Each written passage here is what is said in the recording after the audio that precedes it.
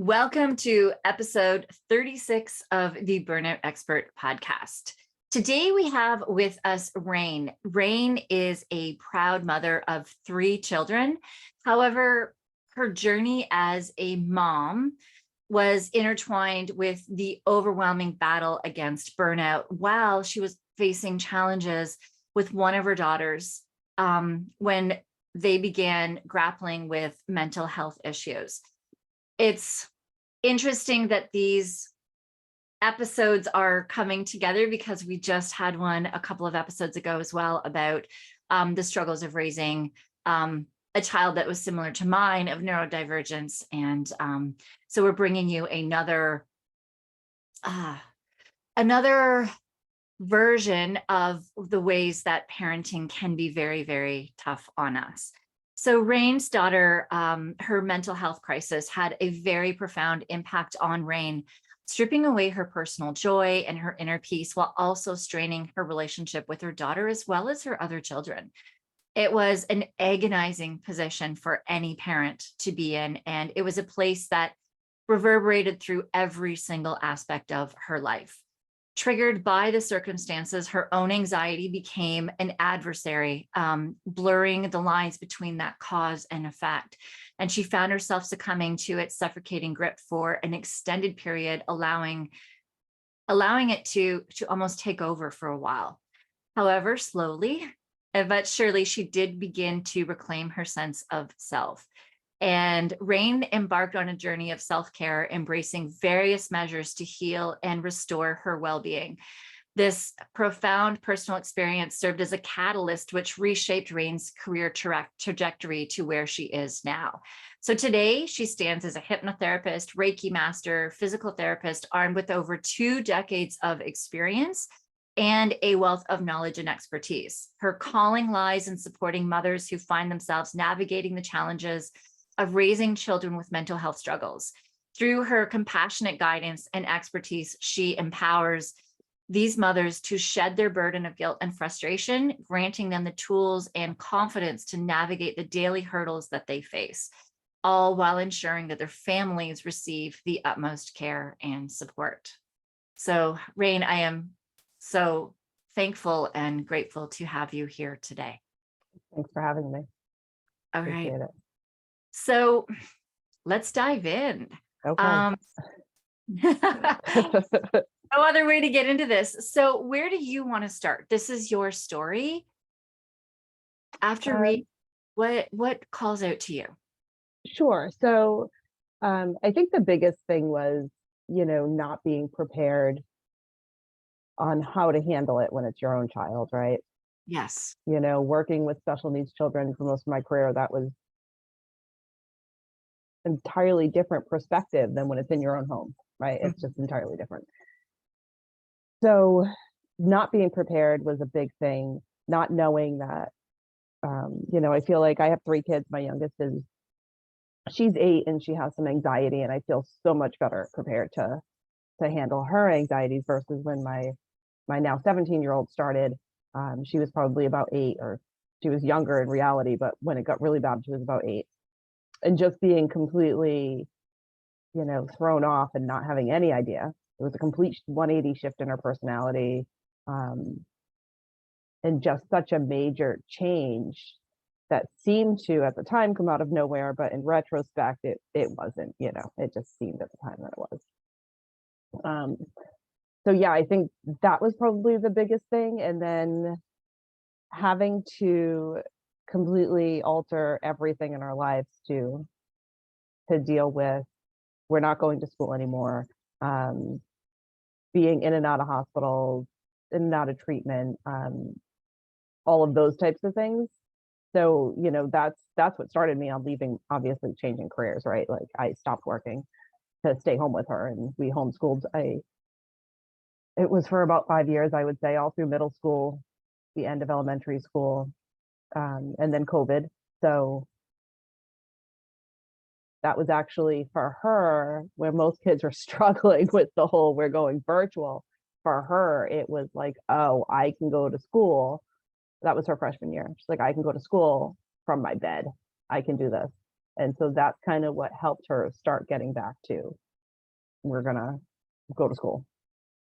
And then Yeah. her sophomore year, she went back to school, and is thriving now and ready to go to college and all those things. So, we did.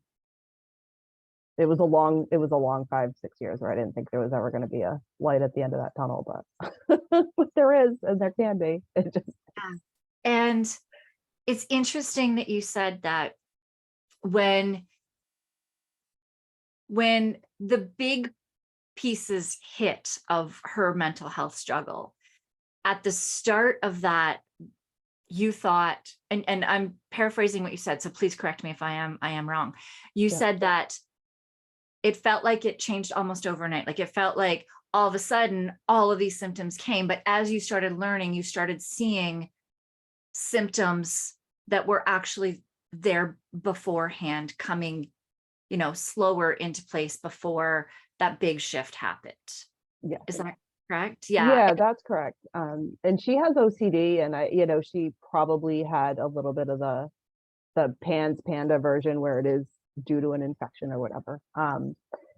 But she had anxiety as a child, doesn't it? She had anxiety as a 2-year-old. She just has always had anxiety. And so looking back, she had controllable and manageable symptoms. And then it just,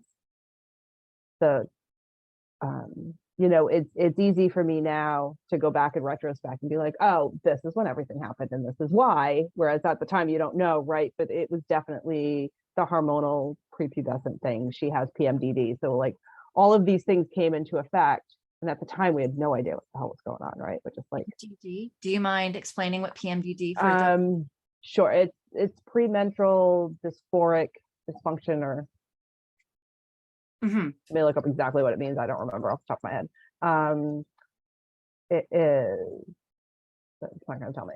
So it's essentially, instead of, I always say it's PMS on steroids. Yes. So it's during the time, what it is essentially is, so it's like you get the 2 weeks prior, right, to your cycle, and then you might be okay for a few days, and then it hits again, and it can cause psychosis. It can cause so many different things. And she has multiple diagnoses, and a lot of them have all these overlapping symptoms, right? But what we found after many years is that, and doctors don't want to listen to you when you say, I think it's PMDD. Like I'm noticing a cyclic occurrence of how bad her symptoms are, when the explosions are, when she's doing good. And when, Dr. Google says that this is a thing. And a lot of doctors are like, no, that's not a thing, right? But when I finally got her a gynecologist who would give her birth control, Yeah, and steady birth control. So we tried, I mean, our med journey is ridiculous with the amount of medication we have tried and failed at. Just years of trial and failure, nothing worked. So the steady stream of steady hormone 24/7, we never go off it. Life-changing. It made such a huge difference. So in retrospect, symptoms started right when you get that pre-puberty. Like that's when everything intensified.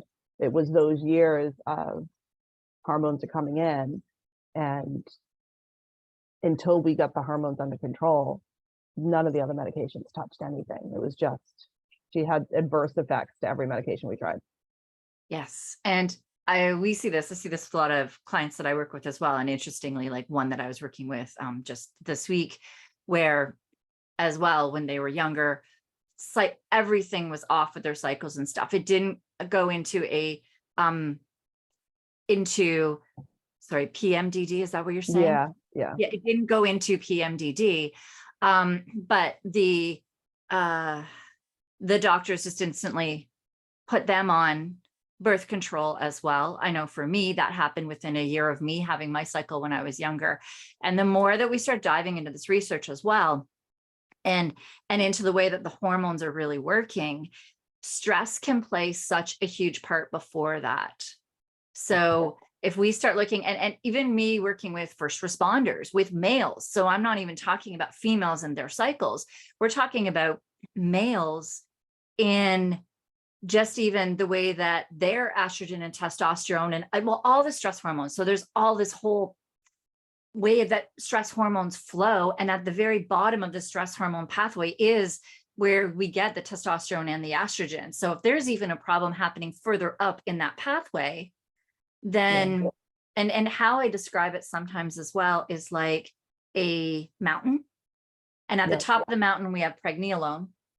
And then it starts splitting, and every hormone does a different job. DHEA is in the middle there, and it splits and goes down. And if anywhere along that pathway of at this top of this mountain, this water is going down and it splits into different rivers, then what happens is that, let's say that there's a rock slide and it blocks off one of those pathways of on the river, that's going to affect everything down below. And the extra water is going to go down the other side. So you get a rush of hormones and responses down one side, and you get a depletion on the other side.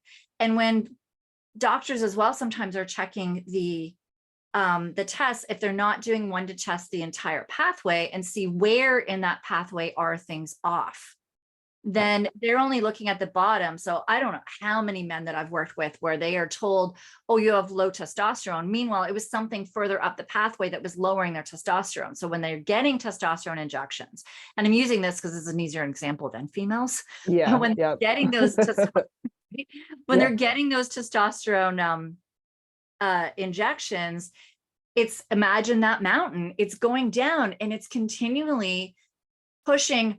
That rock slide's still there. They didn't fix the rock slide, so it's still depleting what's going down. So when the testosterone, they usually feel good. They get actually too much for a bit, and they get a little aggressive when they first get the TRT treatment. Then they kind of stabilize, and then they hit a low again, and they need it again because they're not fixing that problem. And so this happens with, as you were saying, and that's why I was asking about, there were signs beforehand with your daughter, because we see this burnout as well. So when we start talking about your burnout, there's probably signs beforehand as well. And when you get, when you get that stress, you get long-term stress. So just having kids, doesn't matter if your kids have anxiety or have anything, if they're just your typical kids, it's still stressful. And different parenting styles, all of these things. And you get all of those extra stressors, and it does start hitting those hormones. It starts hitting your gut. It starts hitting your nervous system, and it starts affecting all of these things. So with you, if you can describe both, can you describe for us the symptoms you experienced when the burnout really hit, where we would say, okay, I know that this is burnout, and what symptoms were you experiencing before that, that now that you know these signs, you're like, oh, my body was giving me signs. Right. So trying to think when I was at like at the peak of it, right? That's a good question. So I've always had, so prior to this, you know, I have my own anxiety and depression that's controlled. I am a chronic migraine sufferer, and I think that's always my first telltale, right? Oh, I'm getting migraines every day. Something's going on that I'm ignoring, right? Like for me, that's my body's first response is I'm going to give you a migraine. But I think when it was at its worst for me, when I was completely burnt out, I kind of went past all of the going to be anxious, I was just flat. I was just like, so she's running into traffic. Like, okay. Like I was just like, you reach that point where you're just like, I don't know. Just like, I'm just here. I'm just trying to keep everybody alive, like bare minimum. Like she's not brushing her teeth. I was like, oh, well, like my battles, that bar that you set at parenting of what your issues are, like, what battles am I going to fight? Right. What's worth the fight? My bar became so low that I was like, it's almost non-existent. I'm like, you don't want to don't get out of bed. Okay. You don't want to take a shower? Cool. You don't want to brush teeth? I don't care. You're not going to do schoolwork? Okay. Like I was just like, just as long as you were safe. That was it. That was the bare minimum, right? We're not hurting ourselves. We're not threatening to hurt ourselves. We're not, that's it. That was my bottom line. And my expectations got so low. And of course, that doesn't put me in a good place, right? So then you've got your normal mom guilt that you're like, God, I'm not even having my kid brush her teeth. Like it just spirals. And then of course, all of my energy is poured into this one kid. And I've got these two other kids that I'm just like, one of them's younger, so she's just dragged to every therapy appointment. And my son's in high school at the time, and I'm just completely ignoring him and his education. I'm just like, I hope you're doing well because I don't have time. And I think that was probably when things were at their worst, and when it was not that my anxiety was bad, it was just that I was just doing the bare minimum to get by. Mm-hmm. And it was after I realized, like, you know, somebody had asked me, you know, we're all in therapy, we all have our own individual therapists, and I think it was a family therapist. What have you done for yourself? And I'm like, what do you mean? Like, what do you mean? Like, for myself, like, she can't be left alone for 3 seconds. What do you mean for myself? You know? Yeah. And then there, you know, I have a husband, but I'm home. He was working. And so there had to be that shift of me realizing I'm drowning and being like, listen, I need you to do more so that I can walk away. Because I was never walking away. She wasn't sleeping. I mean, it's not just, and I think any parent of children like ours understand, you don't get night times off, right? Like, she's in my bed, she's panic attacks in the middle of the night. Like, this is not something that stops just because, you know, it's nighttime. And so it was very much like, and my daughter was young. I have a daughter who was 8 years younger than her, so she was still getting up at night. So yeah, it was definitely like my starting to dig myself out of my hole I had put myself in was just leaving the house. I would just get in the car and leave for like 15 minutes and shut my phone off. Like, that was it. That was the beginning. I was like, phone's off, you can't reach me. Because even if I did get time away, my phone would ring constantly with them fighting. Everybody's fighting, somebody's doing it. There was never any actual break, right? Like, didn't matter where I was. I could be with another kid at a doctor's appointment and my phone ringing because something's happening with her. And it's like, you're the go-to, I got to call you. I'm like, no, somebody else handle it. Yeah, so that was definitely me shutting off my phone and literally physically leaving the house. And I started with like 10 minutes, right? Like, just like, I'm just gonna get in the car and drive somewhere and park there for 10 minutes. Like, I just needed to give myself time to decompress. And when we were talking earlier as well, you mentioned just even the simple act of having a shower. Yep. Was like, that was a step, is to make sure that you have a shower. Yeah.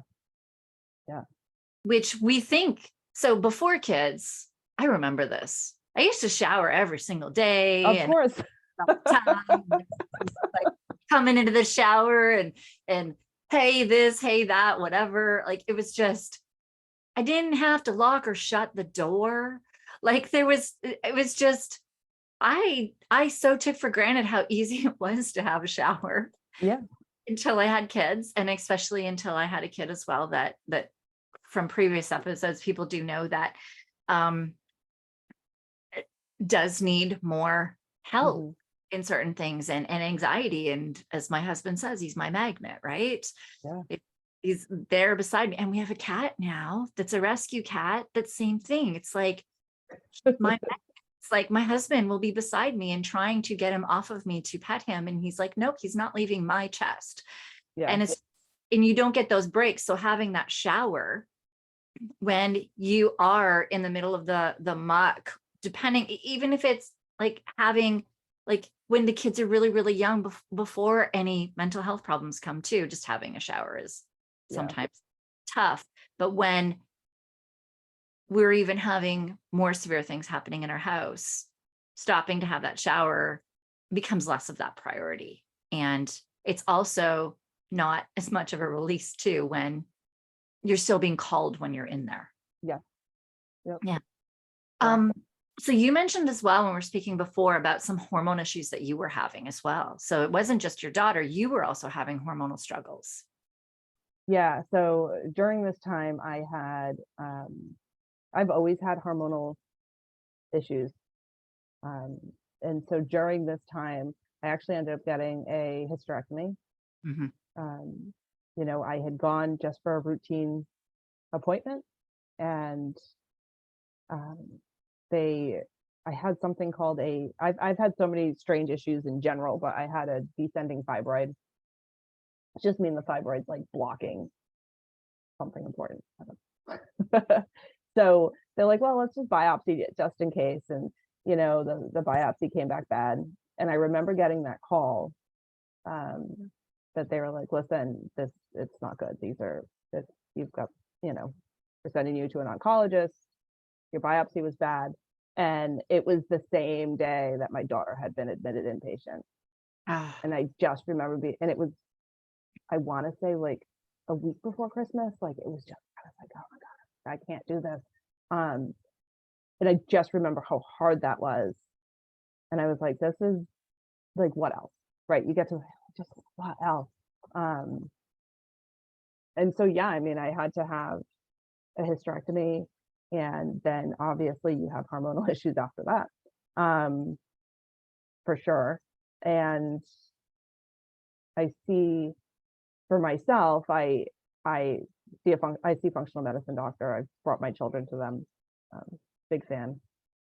And I think at this point I'm probably in a fairly decent place hormonally, but I mean, those were a rough few years where I was like, I don't know how we're going to get through this, right? Like, how are we going to get to the other end of this? Well, your stress system is in charge of 50 different hormone responses. Yeah.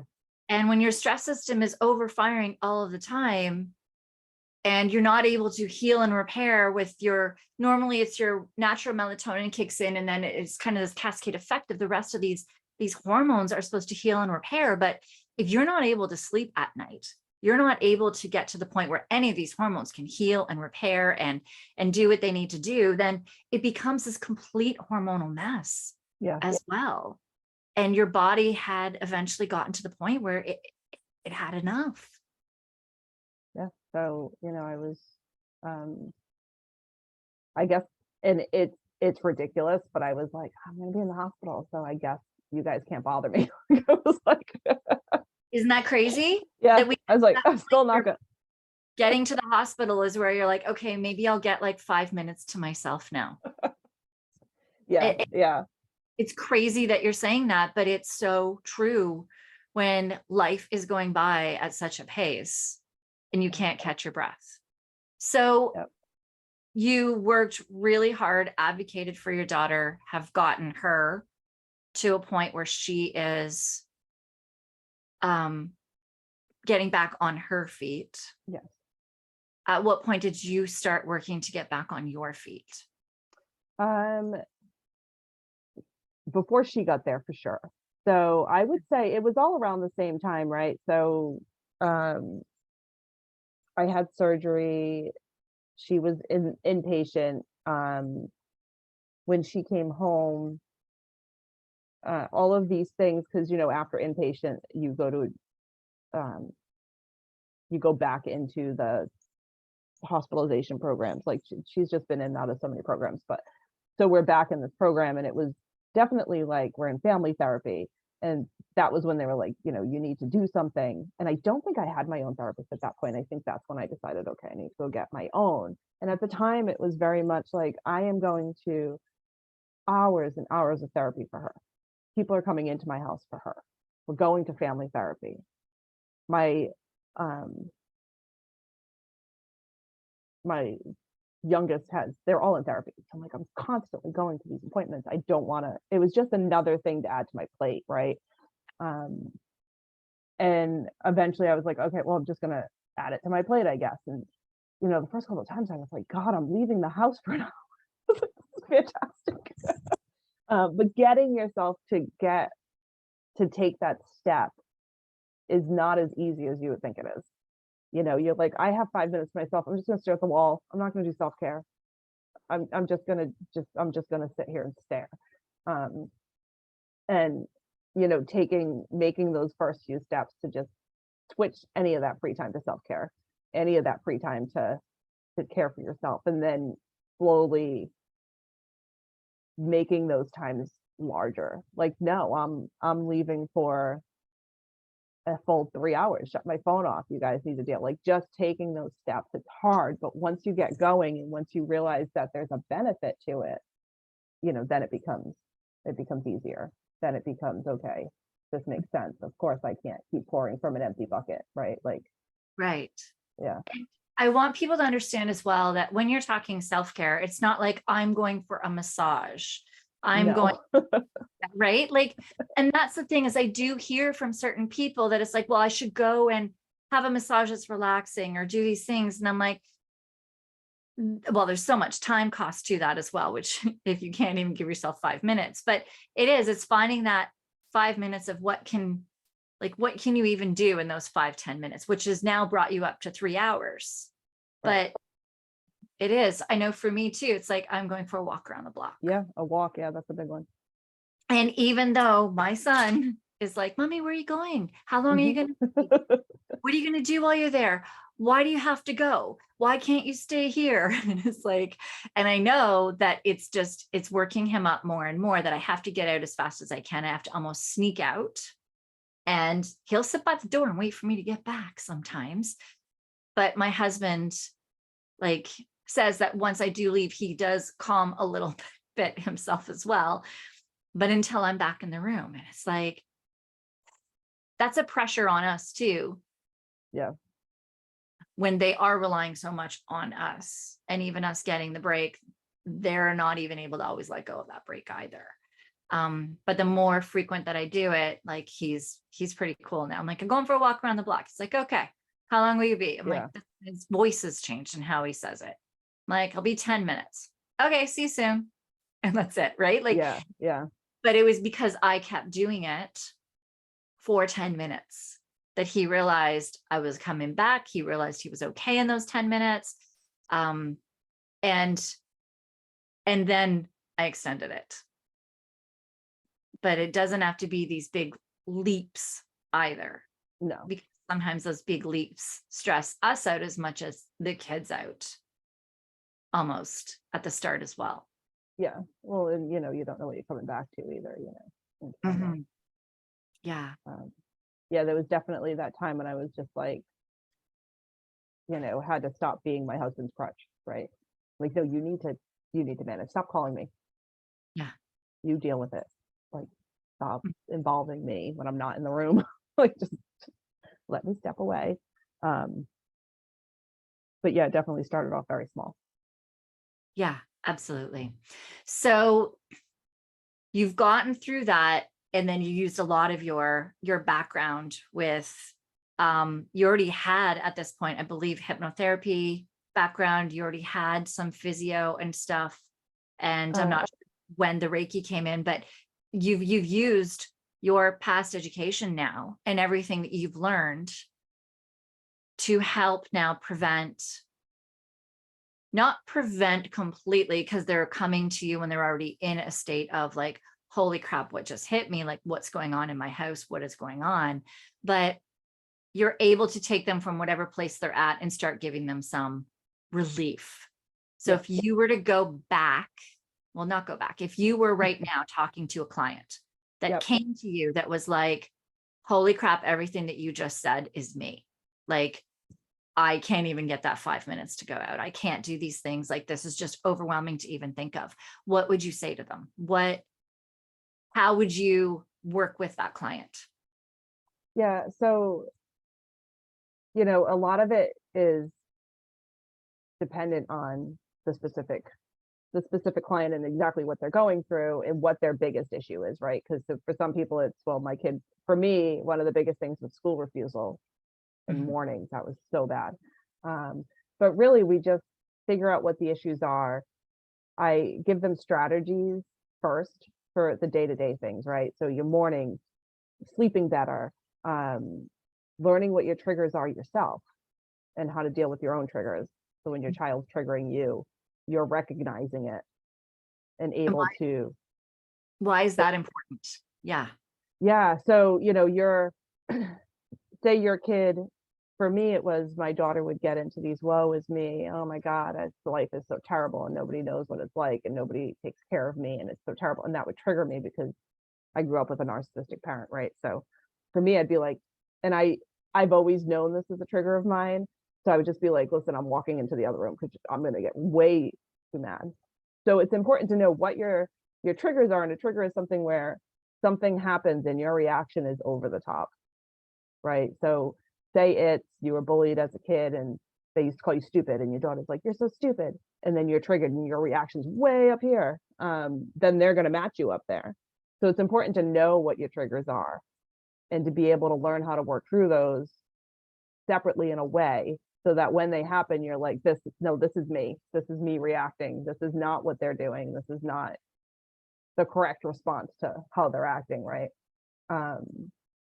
So yeah, I think that's an important one is learning more about yourself and how to handle your own reactions to those things, because we all get triggered. Yeah. But when you're in such an emotional, volatile situation all the time, you don't want to be raising your energy and getting more upset. It's hard, but you need to keep yourself calmer so that they'll kind of calm down. And whether that's walking in the other room, which is, what I used to do. I'd be like, okay, I'm going to get way too mad. I'm going to walk away. Yeah. And she would follow me and scream and yell, but I just would like stand on the other side of the door and be like, no, this isn't her. I just need to calm myself down. Right. Yeah. So that's a big part of what I do, and working on the mom guilt, and especially one of the biggest things that I know with people with kids like mine is when you leave your kid at a hospital for the first time, right? Mm. When they're admitted, that moment is such a trigger for so many people. It's so embedded in our brains, right? Like we left our kid at a hospital while they're screaming and yelling that they don't want to stay. And so that's where the hypnosis comes in, right? Like that's usually a good place to work on that. But we also work around all the other mom guilt. How does hypnosis help with that? Like for those who don't understand how hypnosis works, how would hypnosis help with that? Yes. Yeah. So hypnosis is, as far as like, it's essentially just working with your subconscious mind. It's really just guided meditation, so to speak. But I also do regression work. So going back to what you remember in that moment and reframing it. So we can reframe it so that you can, in that moment, because you're in the hypnotic state. So in that moment, you can say the things you wanted to say. You can have the conversations you wish you could have had in that moment, that type of stuff, and kind of reframe it so that when you are triggered and you think of that moment, it's not the same. We're not changing your memories. It's just altering your perception around it, right? So I know, like, when I dropped my daughter off and how horrible of a memory that is for me, for her, she was like, no, I was being crazy. What else are you going to do? Like, that's her reaction, right?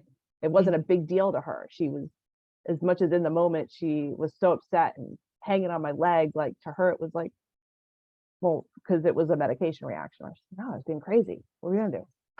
She was like, of course, I needed to stay there. So it's kind of like bringing those realities and changing the perception on the subconscious level. So then it does affect your conscious reaction to it, right? Because if we stop and look at that as well, when you would drop off your child and you've left, your stress levels are going to be through the roof. And the imprinting on your memory of all of the thoughts and things of shaming and blaming and guilt on yourself are all processing, and those are all sinking in. And the more that those sink in too, then the more stress you're causing yourself in the future as well, because those pop up way more. And then you don't feel that you deserve to be okay. You don't deserve that shower. You don't deserve that 5 minutes. You don't deserve so many things when that shame and blame and guilt has, the more that it gets imprinted into your mind as well, that we need to start changing the way that those thoughts are, to change that imprinting, to change the way that we're having that stress on our bodies as well. Yeah. So when you're thinking about that moment, it's not the same reaction. Mm-hmm. Yeah.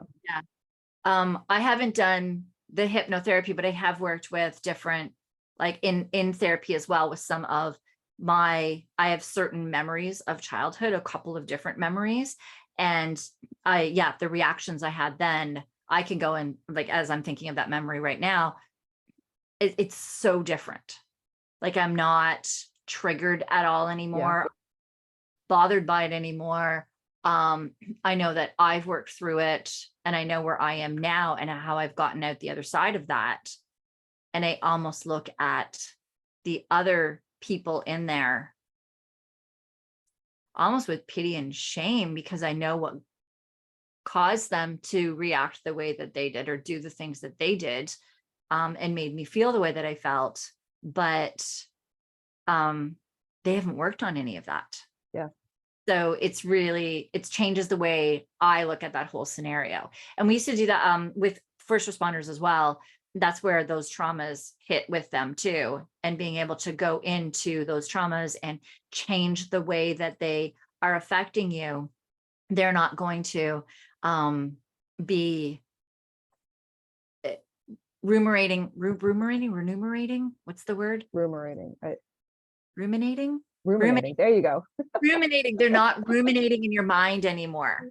Yeah. So as we're going things with our kids, as we're going things with so many of the things that happen in life, in business, I mean, you have your own business as well. There's things that happen in business when we're hiring, when we're firing, when we're working on projects, when things don't work out. Those also create these patterns in our brain and our mind as well, that add to those feelings, add to those thoughts, add to those stressors as well, that dealing with all of those things, all of those aspects of our lives, takes that more of that stress off our bodies, takes those languages that we've been using off of our bodies. And then our hormones can do what they're supposed to be doing. Our gut can do what it's supposed to be doing. Our nervous can do what it's supposed to be doing, in order for our body to be able to support us as much through the stressors that are occurring in our daily life. Yeah, definitely. Mm-hmm. So with everything we've covered today, I mean, this has been, I believe, so helpful, because there's so many people that I know for myself, I've only started openly talking about, because of this podcast. I actually did an episode that openly spoke about my son and how our life is so different. And like, oh my gosh, okay, I haven't really fully dealt with this one, so I might actually cry. But we didn't go to my brother's wedding last weekend. And I was really struggling with it after. And my husband just looked at me and he said, our life is different than other people's lives. He's like, not everybody's going to understand what's happening in our house. Not everybody's going to understand all the things that we need to do in order to make my son be in an environment that's okay and safe for him. And not everybody's going to understand that. Like the wedding was at my parents' cottage, which is almost on an island. And there was so many people that were going to be there. So there was going to be different fragrances and scents and smells would set him off. There wasn't really going to be a safe, quiet place for him to go to and reset his nervous system if he needed. There's going to be all kinds of food, there was just going to be so many different triggers, and there was nowhere for us to go. And I'm like, I can't. And my husband was working. I would have been on my own with both my kids there. And I'm like, I can't, I cannot go to my brother's wedding. And it really hit me. But that's the thing, is we have to make certain choices in our lives when our kids are struggling. We don't talk about a lot of stuff that's happening in our houses with our kids. Because, well, first off, I mean, my neighbors don't even get it. Like, no, people don't get it, but you can't get it unless you live it. And so it is hard to explain to people too, because a lot of my son's issues too are that his brain processes so fast, which means he's friggin' smart in so many things, but it also means like his environment needs to be so things that they just kind of latch onto the smart part. And I'm like, no, there's a lot that goes on with it. Right. Yeah. And it's fascinating. So we just stopped telling people about it. And then we live in this just in our own house. Yeah. And that's another thing that is, I think, a big struggle. And I know for me, I didn't talk about my daughter's issues for years. And Yeah. it was because I felt like I was invading her privacy by talking about it, right? Like I was like, I can't, it's my story, but it's more hers. And so I can't be talking about these things, right? And it wasn't until she's, when I started doing this, I sat her down and I was like, listen, are you okay with me going and telling everybody? And she's like, yeah, it's okay now. But I don't think it would have been then, right? Yeah. And even if you tell them, they don't understand. No. It's, oh, you're too easy on her. Oh, you're too hot on her. Oh, just bring her. She'll get over it. No, No. she won't.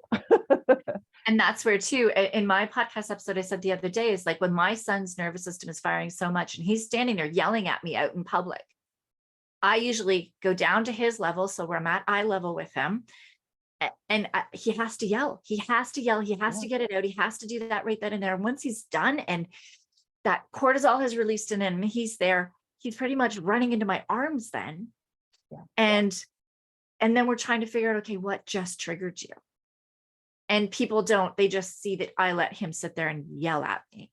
Right. And it's not how I would have parented before I had him either. I would have been like, whoa, you don't speak to me this way. Right. But we've had to figure out, when is he in that such heightened stress state that he just cannot. Yeah. And he needs my support right beside him to be able to calm him down enough. And it is. And it you do get judged a lot. So for anybody who is listening to this as well, like it's something where you're not alone. If your kid, if there are different things struggling, I mean, you've heard my story, which is my son and his nervous system and stuff.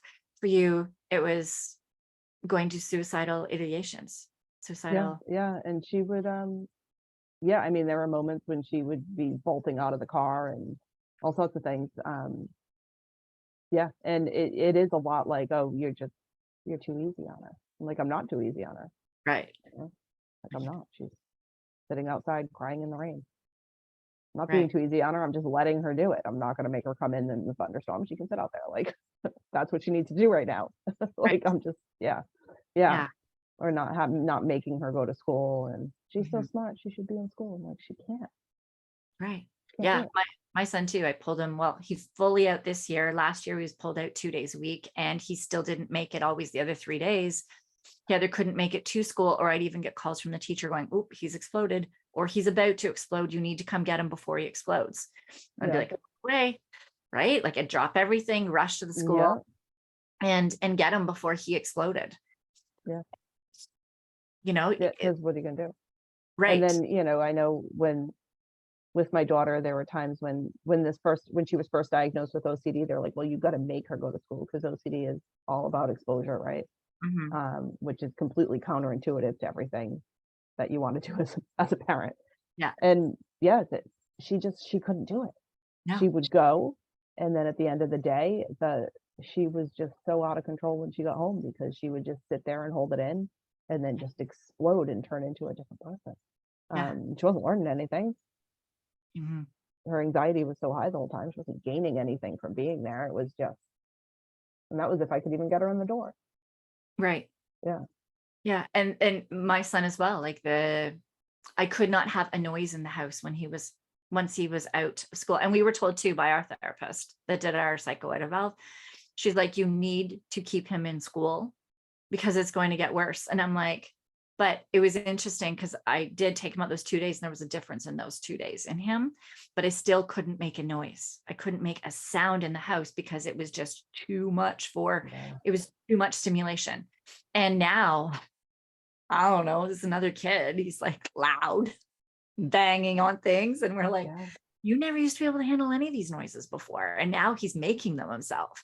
But that's been 1 year out of school. And as you said too, like if I look back we actually started going through all the stuff that he has done kind of school-wise this year.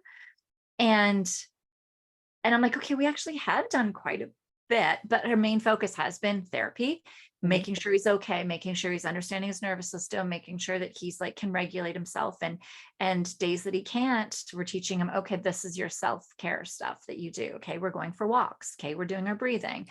If you're not going to do work, like and it was what makes you happy. We have spent this year trying to figure out, and we're still not there. What is his passion? What makes him happy? And that's being out of school for a year. I can see it starting to come, Yep.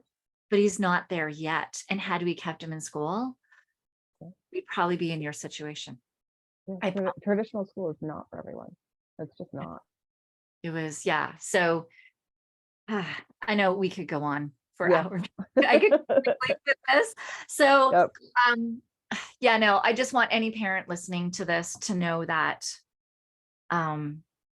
just to know that if you do have a child and people are giving you advice that may not sit well with you about what your child needs, or your child is different, just trust your instincts as a parent, advocate, fight for heck of them. Most people aren't going to get it. Make sure you take care of yourself. Rayne and I are both here. If you need to speak to either of us, reach out, which Rayne will in a minute give you all of her ways to contact her, as well as in our show notes will be there. So before we go, Rayne, can you please, if there's anything you feel we've missed, or if there's one piece of advice that you do want to give to parents that are going through this right now, what would it be? I'm going to say one of the things is just, as hard as it is to just ask people for help, right? It's a lot of, no, nobody could possibly sit with my child for 5 minutes because they don't understand. And it's like, but there's people who, not everybody, but you're going to have the people in your life who are going to be like, you know what? Yeah, explain to me what to do. I will help. Yeah. Yeah, it's important to, especially if you're single, or if you have, most people have to keep working. They don't have the luxury of working from home like I did. Yeah, you need people in your corner, you do.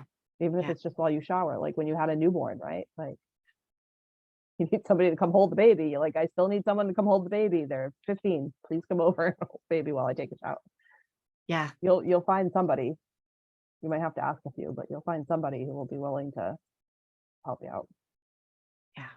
No, that's great. So where can people find you? We do have everything in the show notes, and you also have a freebie in the show notes. I do. So can you tell us about that and tell us where we can find you? Sure. The freebie is it's a guide. It's a written guide. It's 5 techniques to stay calm when your child refuses school. It's a big one. And I also have it's a 5-minute morning meditation. Didn't make it too long, so that way you can maybe find the 5 minutes. Say no time is a big thing. So that's the freebie. And as far as finding me, so it's hypnotherapy, and with Rayne, Rayne. You can find me on my website, Facebook. I do have a Facebook group for moms of kids with mental health issues. So it's Stronger Together is the name of it. You can find me there. And all of my social media is linked in my website. But pretty much nobody else has my name, so you can find me. And I do have it in the show notes as well. Amazing. All right. Well, thank you so much for being with us today. Really, really appreciate it. Thanks for having me. My pleasure. So everybody, thank you so much for listening today. If you would like to reach out to Rayne or I, just please go to the show notes and grab either of our links. My link as well is burnoutexpert.ca, where you can find all of my podcast episodes, ways to contact me, get on my email list, and I have a freebie as well that is coming in the next week or two. It should be out before this one airs, so you should go there. Any of my work with first responders is 911lifestyle.com. And if you would like to work with me as well, there is a link to book a 15-minute call with me just to see if we would be a good fit for one another, and then we can move to the next steps. Thank you, everybody. And don't forget to like and follow this episode so that everybody else can it's shown to more and more people. I really, really appreciate that. And we'll see you in the next episode.